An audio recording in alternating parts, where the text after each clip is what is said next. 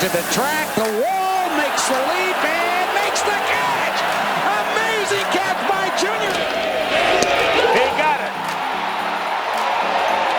A perfect game! 13 strikeouts! And Bonds hits one high! It's in deep! It is out of here! 7:56! What a special moment for Barry Bonds.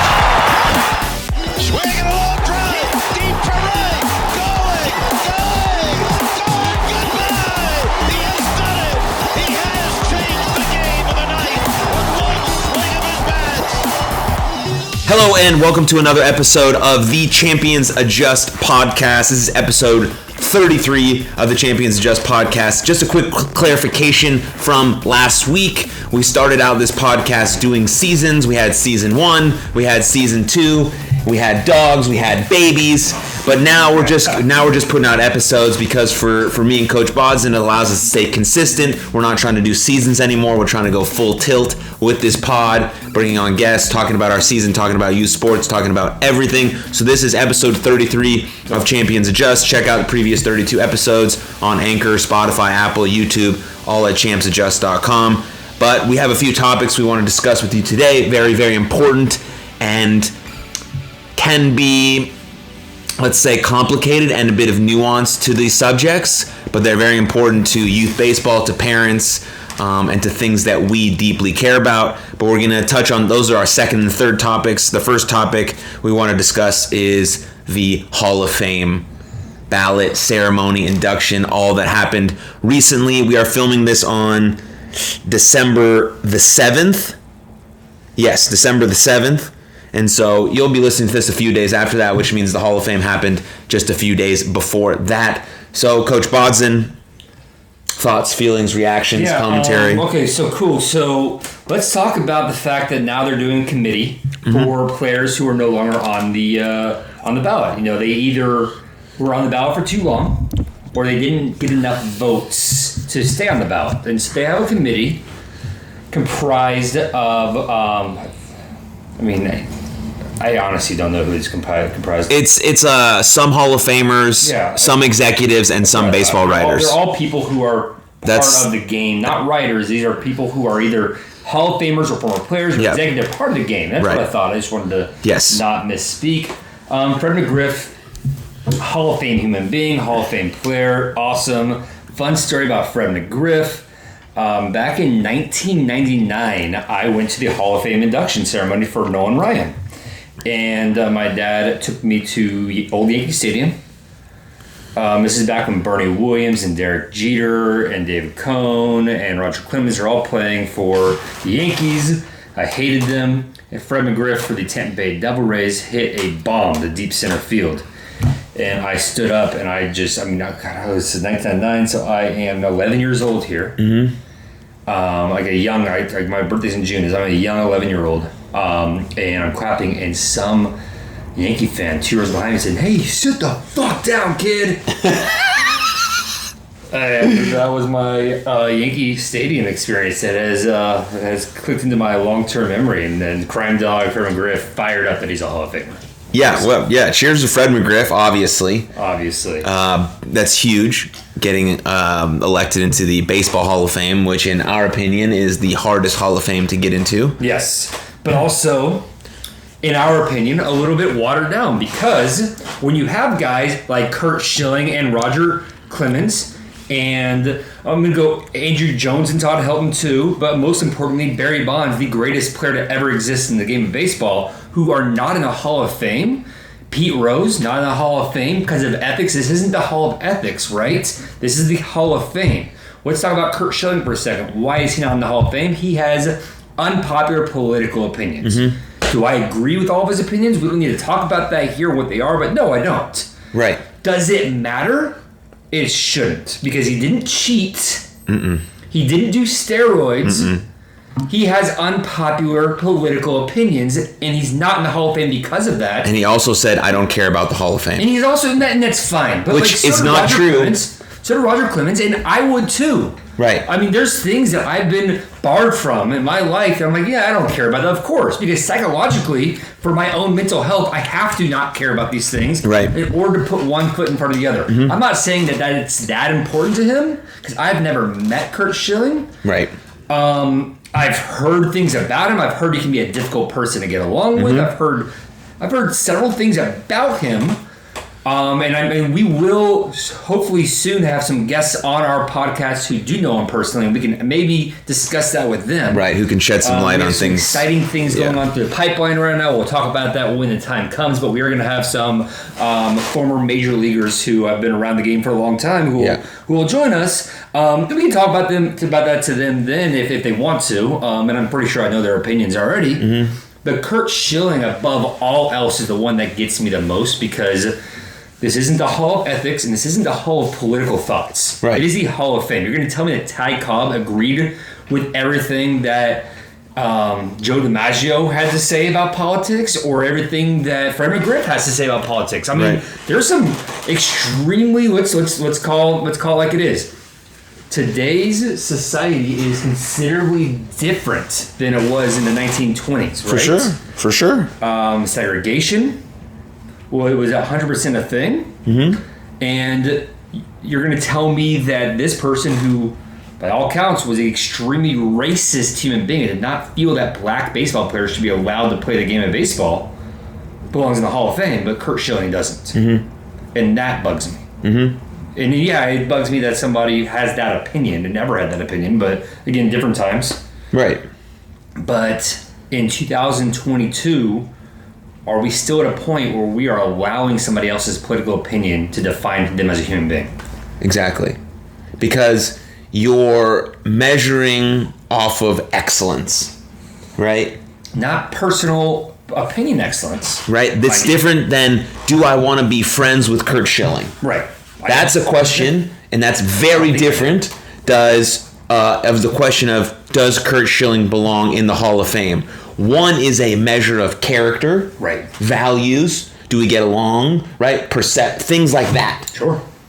Does he get into the Hall of Fame is a measure of excellence, a very, very easy standard to decide. It's a very easy stat. Are you excellent at the game of baseball? And have you been excellent for a long period of time? And if we really want to get into it, were you ethical in the way you played baseball? You want to call it the Hall of Ethics? Let's call it the Hall of Ethics for a second. Was Curt Schilling ethical in the way he played the game? By all accounts, yes. He was a grinder. He was. And he was a Hall of Fame baseball player. Yes. He has a different political opinion than a lot of people who vote, and thus he's not in. Now let's go into the Hall of Ethics aspect of it. Let's talk about Roger Clemens and Barry Bonds. Can you, and we've talked about this before with a lot of new viewers and new listeners, can you call this a legitimate Hall of Fame when one of the best pitchers and one of the best hitters of all time are not allowed in there because they did something that at the time was not barred from baseball? This was not illegal in baseball when they were doing it. Mm-hmm.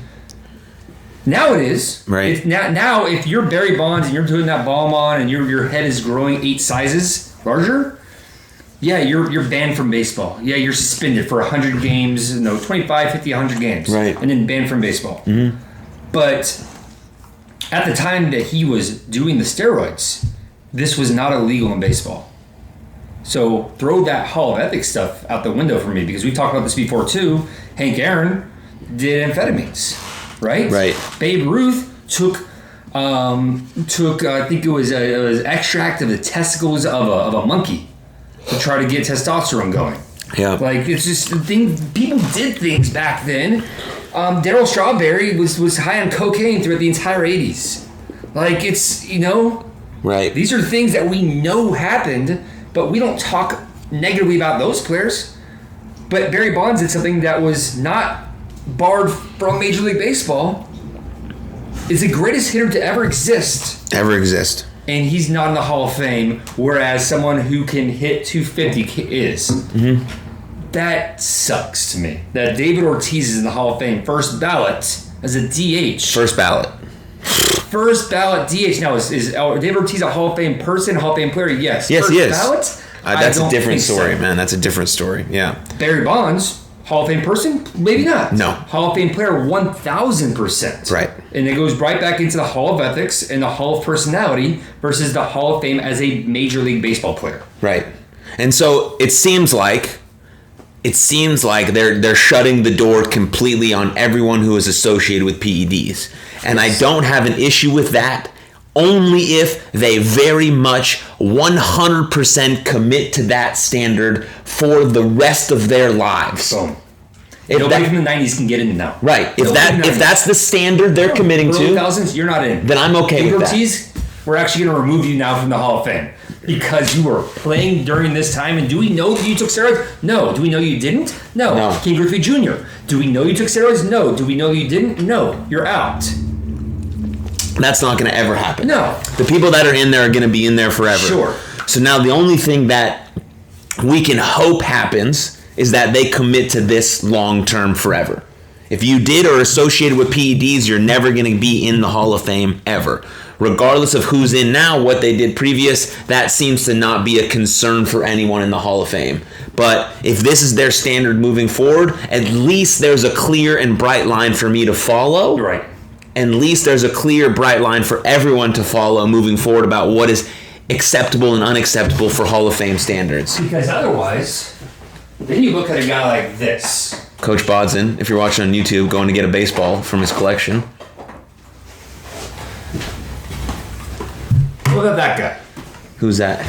Pete Rose. Pete Rose, baby. So I met Pete Rose in the 1999 Hall of Fame.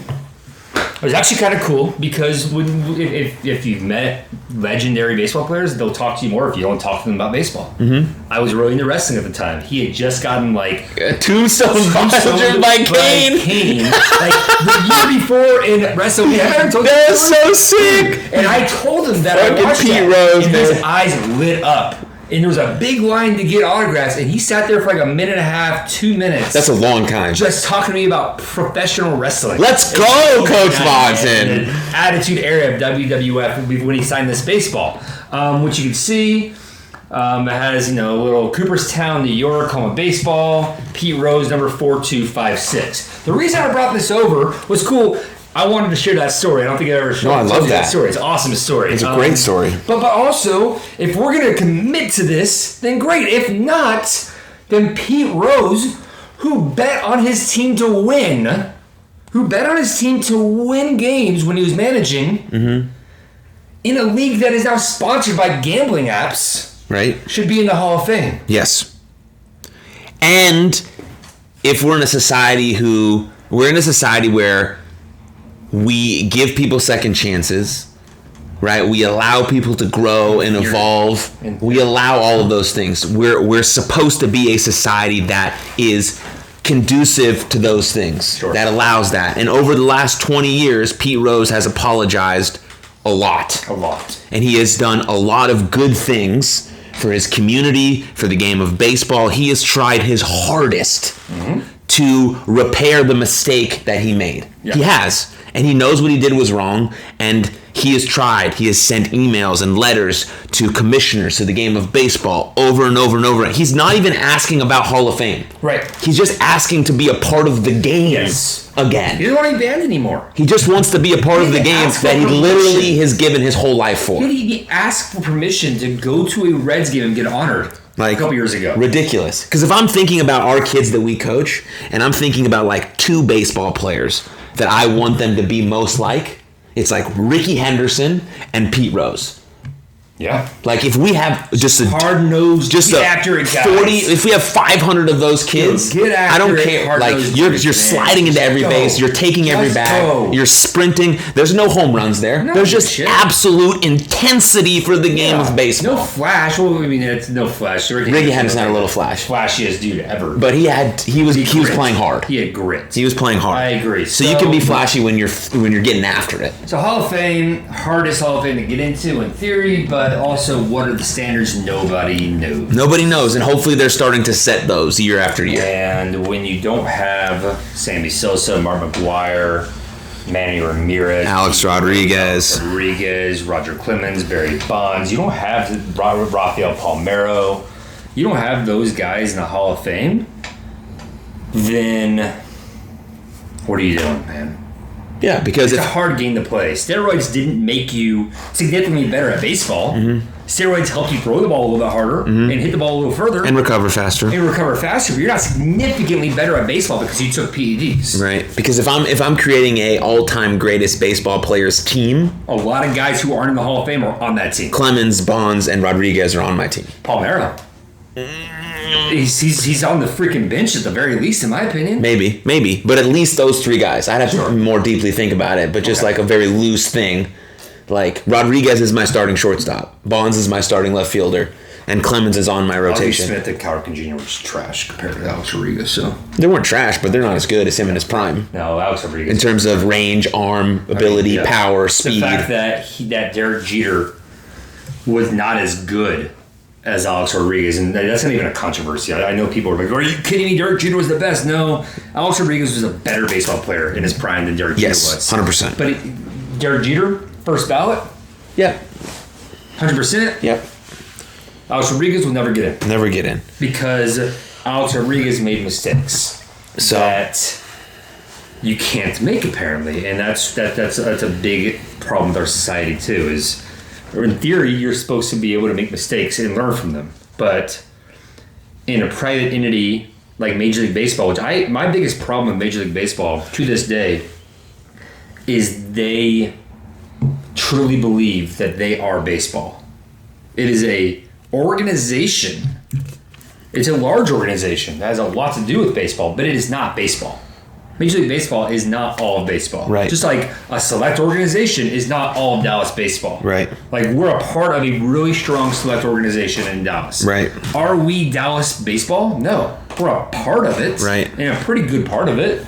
But we're not solely. That's going to lead into a whole different conversation we're about to have. But well done on the segue there. Well done on the segue. That's 33 episodes of podcasting experience right there for Coach Bodzin. Just linking the chains, baby. But before we go on to that, we finish that thought of Major League Baseball has dropped the ball so many times and continues to drop the ball so many times, which is why college baseball and youth baseball and high school baseball are sometimes a lot more fun to watch. There's issues with everything, right? Of course. There's issues with everything. I'm going to get an angry email sometime during the season about something that I'm not doing correctly, and I will, if you're listening to me, I will take it in stride. I don't know what I don't know. You bring something to my attention. I will say, hey, you know what? Maybe you're right when we look at this. Mm-hmm. Give me another chance. I'll figure this out, right? Because that's what human beings do. We learn from our mistakes and we get better. Mm-hmm. But when Major League Baseball is saying, hey, if you make a mistake, you're out. Done. That's an issue. Yeah. But back to it, Major League Baseball is not baseball, just like a youth organization is not baseball and does not own a human being. Right. I will hand that off to you. Well, that's the issue, right? Because you think about this, right? You think about why people get into coaching youth sports. Sure. One reason off the top, let's make it very clear, it's not about the money. When you initially get into it, right? When you initially decide, hey, I want to coach a youth sport. It's never about the money. It's because you have a previous passion. You want to coach your son. You played before. You want to stay part of the game, right? It can eventually lead towards a money-making thing, right? But if your first decision is I want to make an impact and I want to have influence, usually that leads to a decent income, right? But if you're getting into youth sports coaching, that's your goal, right? And then over time, the majority of what happens is you become bitter, you become resentful, and you make it all about the money because you've lost your true nature as to why you started doing what you're doing, and you forgot about the why. You forgot about the why, which is the people you are impacting on a very daily and heavy basis about the rest of their life. Yes. And so you forget that, and then then it becomes very stressful. There's a lot of people who are telling you that you're doing things wrong. There's a lot of this, of course there's a lot of those stressors, and that starts to cloud you in a very serious way, and then you start to think that all the people that play for you are yours, and you own them, and they have this sort of deep sense of loyalty to you no matter what you do. And that's where the issue becomes a very real issue. I want to talk about Jeff Fry for a second. She Gone Nation. And I want to clip this, and I want to tag you, Jeff, in it, because you and I have gone back and forth on Messenger. We're supposed to connect later this week. I'm looking forward to talking with you. But you're ruthless against some of these instructors who say, hey, that's my guy. There's this guy, I'm not even going to say his name, he doesn't deserve to be talked about, but who claims that he's the reason why Aaron Judge swings the bat the way he does. So you're the only person who's ever taught Aaron Judge how to swing a bat now? Right. Nobody in the minor league or major league system of the New York Yankees deserve any credit. You're the reason Bryce Harper or Aaron Judge or this person, that person know how to play the game of baseball. And that is not how baseball works. The biggest strength I bring to the table as a coach, because I did not play Division I did not play professionally, but I spent a ton of time in my life learning from people who did, is I don't have clouded vision of what worked for me. I see what worked for this person, and then I also saw what worked for that person, and I know that they did not have the same theories behind what worked for them. And so what I can do as a coach is I can bring several different aspects and ideas of what could work, what could not work, right? And that's the way baseball, in my mind, should be, especially at the youth level, when these kids haven't figured identity out yet. As baseball players and as human beings, they haven't figured that out yet. Definitely as human beings. And at the end of the day, at what point... I'm going to put you away, Pete. Thanks, Pete. Yeah, thanks, Pete. At what point do people say... It's got to be a self-esteem thing, in my opinion. At what point do you say, man, I'm struggling. You know what, though? I coach this guy, and that's my guy. No. If I have a great player on my team, you will never hear me say, yeah, that's my guy. I did that. No. That is this person's son. And I had the honor to coach this kid for 1, 2, 3, 4 seasons. And did I have a piece of his development? Sure. I like to think so. Maybe. As a baseball player, more importantly as a human being, because that's the way we like to separate ourselves as coaches. As coaches, it is more important to you and me and to David Level to develop you as a human being than it is as a baseball player. Yes. But our job is to develop you as a baseball player, so we're certainly taking that seriously and work really hard to do that. Yes. But are you a better human being when you leave us? I like to think... Hopefully. Generally so, yes. Hopefully. And to that point, I'm honored, and we've talked about this before, I'm honored and humbled to have that opportunity to help you develop, but you're not my guy. You're this person's son. Yeah, that's not mine. And I think what might get confusing is you can deeply care about someone, right, and allow them to have autonomy over all of their choices, right? That's really what we're talking about. Like, I care about this player on my team deeply, right, because we're spending 5 days a week together, right? In season, it's a lot, right? 3 or 4 games, hours, all this stuff. We're talking about this and that, especially when you get to like this age 14 where like we can have real conversations about what's going on. You're a little bit more in touch with your feelings and your emotions and what's going on. And I know what you went through because I was 14. All these things start to happen. So you actually build real relationships, right? It's harder when they're 10, 11, 12, right? But now they're 14, right? Sure. And so I care about the person that I'm talking to.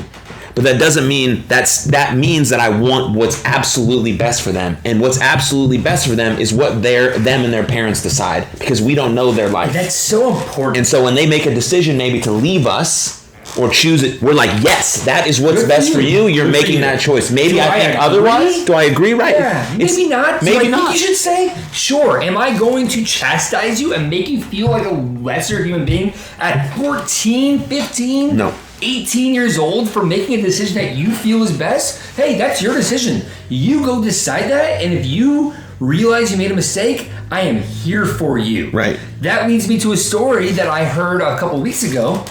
When we broke off and did our own organization, and we broke away from organization XYZ and did our own thing, a kid whose older brother played for that organization came with us. And the kid's older brother played for the director of that organization. And that director sacked his brother for an entire season because the kid came with us. His older brother paid the price for this 13-year-old coming to play for us. Right. A 17-year-old benched because of that. And when you're in your 50s, I mean, I'm in my 30s, I'm going to say early 30s to like 37, but I'm in my early 30s. I'm 34. I'm right there. I don't want to talk about it anymore. You're just in your peak, baby. Yeah, baby. I'm on my prime. You just had a kid. You're hitting your peak. Shoot. And so when I'm 34 years old, and I'm aware enough at 34 that I can't punish somebody for a decision their parents made, right? For a decision that their family member made. Heck, I can't blame a kid for a decision they made, right? Because they're 13, 14 years old, like, right? Whatever. But in your 50s to do that, that person who you know I'm talking about is someone who's lost sight of the development-heavy aspect of it and is looking to make more money. Of the true essence of being a coach. And they feel they own these players. I've also recently heard from someone who's going to be hearing this. They shared with me an email that was sent to them by an organization who they were going to join. They decided not to. They joined us instead. And they're basically, that person's like, cut them off. Said, okay, don't talk to us anymore. Thanks for teaching us a lesson. I'm going to get all my money up front next time, so you can't do this to me. Because you were my guy, and how dare you not be a part of my organization. Flip side, we lost 4 players, 3 of which, who were with us for a while, 3 of which I still very much so keep in touch with. They left, went to a different organization, one of which I text once every couple of weeks. Right. Doesn't bother me that he left, nor should it, because it was his decision. He decided he wanted to go develop somewhere else. Right. And at what point, and we talked about this last week, and you monologued for a bit about if you don't care, stop coaching. At what point do you realize and have self-awareness, look yourself in the mirror and say, man, I've lost touch with why I do this. Right. I don't do this anymore because I love the game and I love the kids. If I'm yelling at a kid for leaving me and cutting them out of my life because I only care about them if they put money in my pockets, you're not a coach anymore. Right. You are an entrepreneur. I'll give you that. Maybe. You are trying to make money. You're using coaching as a job, but you're not really truly a coach because you don't truly care about the players on the field for you if you're willing to cut ties with them because they don't want to play for you anymore. Right. I mean, even as coaches, and we see these kids quite often, we're still only getting a very small window into their life. Right? We don't know the discussions at home. We don't know the personal finances. We don't know what the other siblings are doing. We don't know what they're going through. And so all of that plays a factor in their deciding where to go, where to play, and how to do it. Right. And they're not going to divulge every single one of those details to make us feel better about. It's not about us. Have I lost sleep over that? You know I've lost sleep over that. Of course you have. This kid's not going to come back. Well, what did I do wrong? Because we feel a heart for it. I care for that kid, right? Right, but it's still always up to them to make what's the decision that's best for them, and that's what we have to realize, whether it be hard or not. It is hard, and then it also goes back to this sort of Aaron Judge, Bryce Harper thing. The best coaches in the world don't ever take credit for their players' success.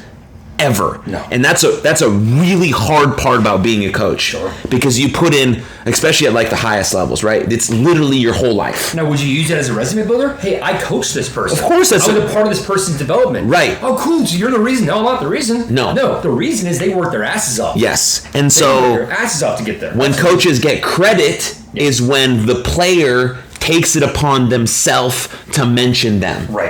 Right? He gets asked in an interview. He gets asked in whatever. He's doing a podcast later on in his career. He's like, you know what? I remember my coach here and here because he did this for me. That coach didn't go on and be like, here's why you should hire me, right? There's potentially a reason why maybe they're doing that and they're saying, this is my resume. And okay, there's some logic and realness to that. You're in sales, you understand that. But to go out and claim that you're the only reason that's ever existed because this guy only succeeded because you were in his life, right. You know, there's probably like 1 or 2 circumstances where that's true because someone needed you maybe saved them from there's outliers to everything. Right. But in general, the coach who never takes credit for anything usually is given the most credit for everything. And then he's like, no, I didn't do that. He keeps brushing it off. He can't take it because he's like, no, I just come to work every day and try to do the best I can for the people that are around me and care about making you the best human being I can proxy through the sport that we're playing. And that's what it's all about. Absolutely. There's a tweet that I want to bring up.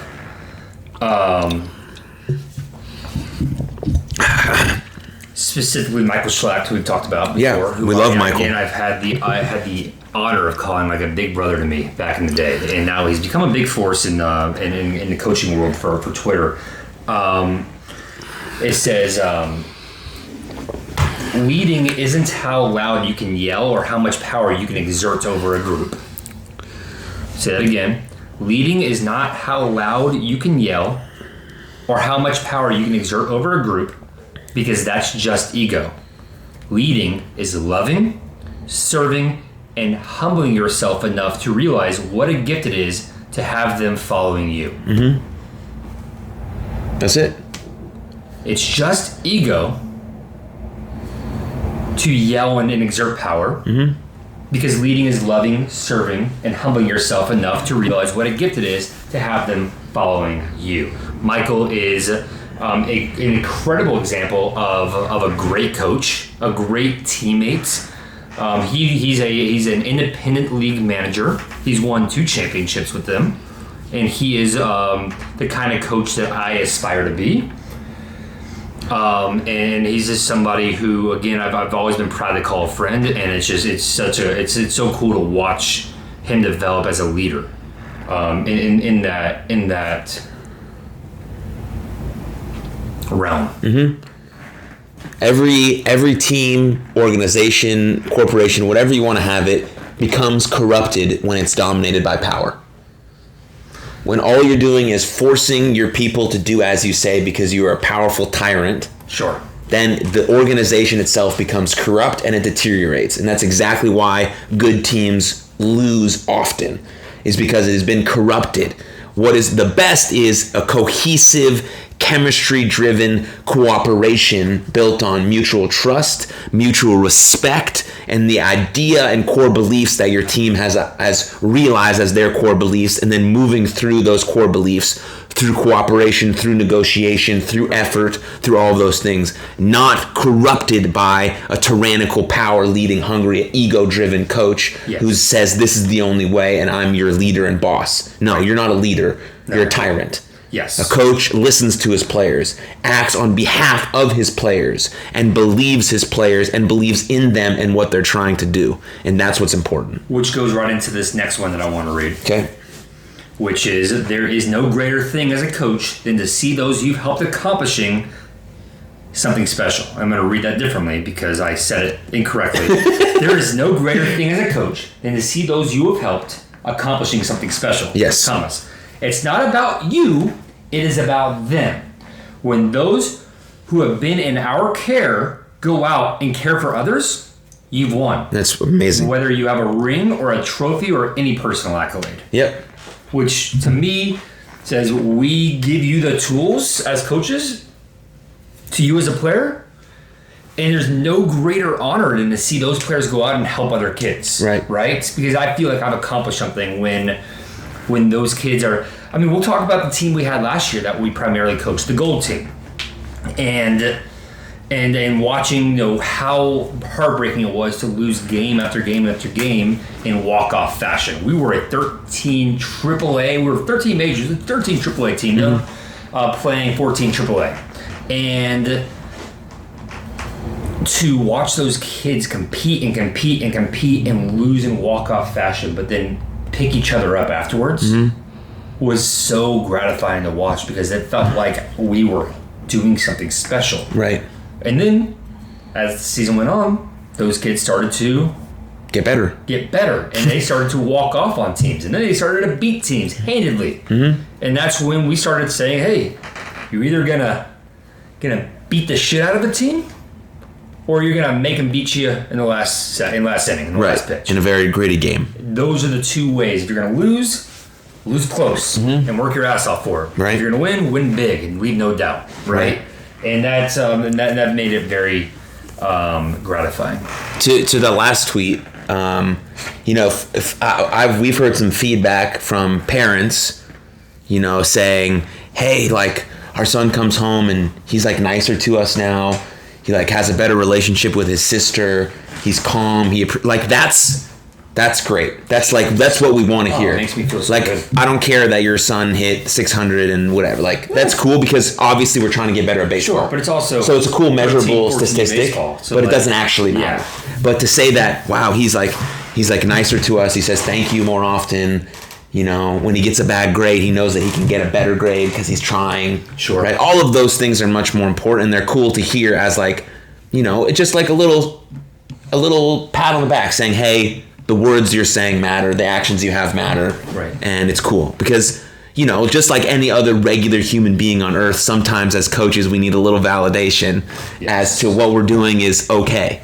Not great, but just like, okay, we're on the right track. It's a thankless job if you let it be, so it is nice to get those little... And so that's why we discuss our coaching methods from where we were when we started at 12U as our first time coaching to like where we try to be now, who we could be in a couple years, what sorts of things can we develop, how can we introduce some of these methods, how can we get it to more coaches who can also alter and change and grow and adapt, and we can learn from other coaches as well. It's obviously why we follow people on Twitter and take courses and certifications and things like that, and discuss them in a public forum because we're trying to learn out loud and we're allowing ourselves to fail publicly. So if we have said something publicly on this podcast and you see us on the field coaching and we're not lining up that our words with our actions, please tell me. Tell me, yes. That's why we say it out loud, because that's an accountability factor. I know not millions of people listen to this podcast, but the people who do see us regularly and coach. Tens of people watch us. But almost 1 million. Yeah, tens. But granted, like the people who do listen and watch are probably the people that are in our life most often, and they can hold us accountable to these words. And so that's what's really important. And I mean, I don't have anything else to say on that subject. There's a lot of other things we can talk about, but I think we're running on time. So I think that was a great episode. To keep this a very concise, tight episode. Yeah. There's more we can talk about. I do want to talk at some point, not today, about money grabs in youth baseball, namely showcases. Yeah. Do a little teaser on that. I can't stand that people are like, oh, did you do this showcase? Well, if they're offering you a 2-day practice combine for $2,000, you can put your picture on, but they're doing that for everybody, and the only way to do it's not an exclusive club, it's if you pay that money. That's not doing you any good. Mm-hmm. And we could talk about that until we're blue, and I do want to talk about that at some point. We do, because it's good to know that information for when it comes up. Yes, because if you're listening to this, no, you really don't need to do a showcase. I mean, do it, great, but... Yeah, it's not that simple. It's not. We can talk about it more. But we'll talk about that on a later episode. Also, I saw a graphic on the internet called Do's and Don'ts of Sports Youth Parents. And so I would like to discuss that in terms of how to speak to your kid after a game, encouraging them during a game, things that sort of align with what we teach the Champions Adjust Mindset program. So those two subjects will be on the next couple episodes coming up. And then after that, probably some guests or mixed in between. We're not sure the order, but we'll get you as many episodes as we can. Yeah, absolutely. So cheers. Thanks, Coach Bodzin. Love you. Don't ever forget, guys. Well, first off, I want to do a little monologue I did last night. If you're listening to this and you are a kid, or if you're listening to this and you're a parent and you want to show this to your kid, if your kid wants to play at the next level of baseball, whether that be high school, college, professionally, whatever, grades matter. School matters. Because one, it's hard to get recruited if you don't have good grades, because that is a character thing. But two, coaches love players who are committed to their education, because it means that they have their values in check, which means you have a better chance of going to the next level. Right. So, just because you love playing football, baseball, basketball, hockey, backgammon, chess, whatever it is that you want to play, or whatever it is you want to do, band, theater, grades matter. Pay attention to school, focus up, and get better every single day. Yep. And never forget, Champions Adjust. Champions Adjust. Thank you.